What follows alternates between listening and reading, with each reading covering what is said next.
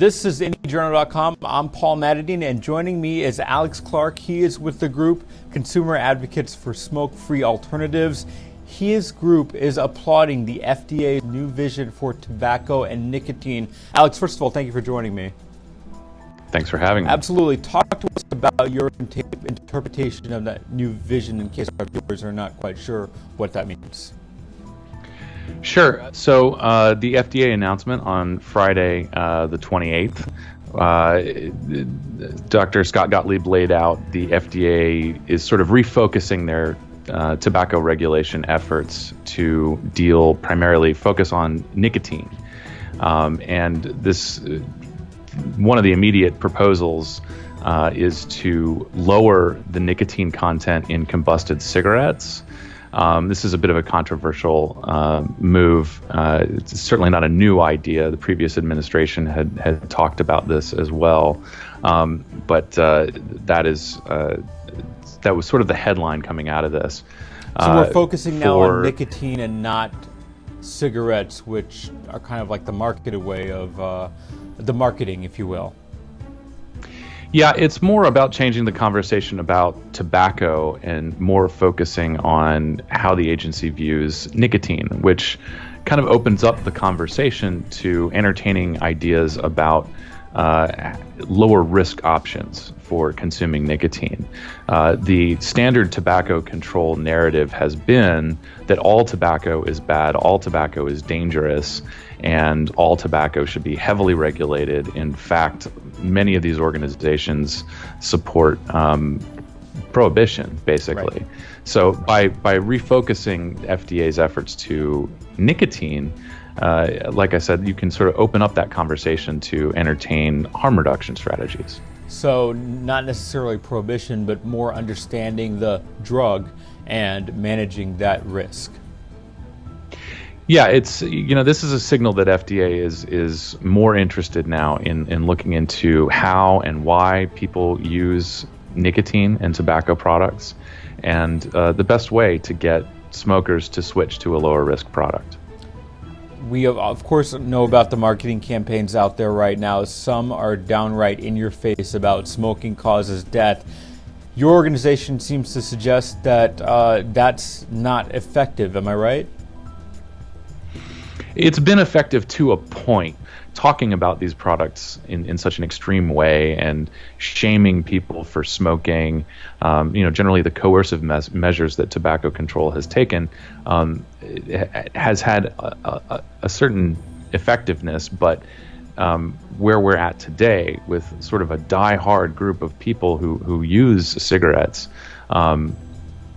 those tactics seem to fall flat and don't really work. In fact, sort of punish people unjustifiably. So yeah, we agree that there is. I shy away from saying a softer, gentler way. I think that there's a more rational way to empower people to make healthier decisions. Well, and at the end of the day, this is an addiction. So a lot of people forget that this is a chemical addiction. People, it's well beyond just white knuckling it and saying goodbye nicotine. You're really dealing with a physiological condition. Yeah, and even our conversation about addiction is, I think, open to debate and more becoming more informed. We continue to learn. We're learning about the brain. We're learning about how chemicals affect our bodies. So all of this stuff is, addiction is not a foregone conclusion. People don't necessarily have the most accurate view of addiction. So that's something that I think, the conversation can benefit from more information, from more investigation. And, people's dependence upon nicotine and cigarettes, I think, is much more complex than our standard conversation about addiction. Right. There's a lot of kind of spillover from talk about, the drug war rhetoric when we talk about smoking and tobacco. it has been made as a result of certain campaigns, a bit of a moral issue. Smokers have been demonized and even in extreme cases been referred to as murderers because of using a product in public. That absolutely needs to change. And how does this change? That's a good point. How does this change street level? I mean, I want to take it down to someone. I know so many people that are trying to get a loved one to stop smoking. It sounds like you could actually dwindle this down to, hey, maybe the approach is not cold turkey, but it's understanding their struggle. Yeah, actually, this is one of the things that we've been very vocal about, at least among our membership. And, I have spoken about this several times publicly. One of the really amazing things about the vapor industry is the retail environment. The vapor shop is a place where former smokers come to buy product, but also to share information and stories among themselves. There's sort of been this informal support network that's grown up around the vapor retail shop. And you're talking about e-cigarettes for those that are not completely up to date with the vape culture. Right. It's not something that you're going to find in a convenience store, but when you go to a specialty vapor shop, it's not uncommon to see a lot of these places sort of double as a bit of a lounge.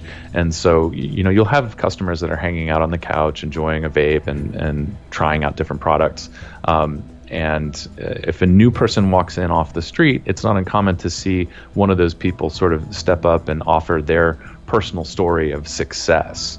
And so, what we've sort of casually found, anecdotally found, is that, and we know this actually is effective from recovery, is that, people sharing their stories of success, it actually goes a very long way to empowering a smoker to make that decision on their own to switch to these products.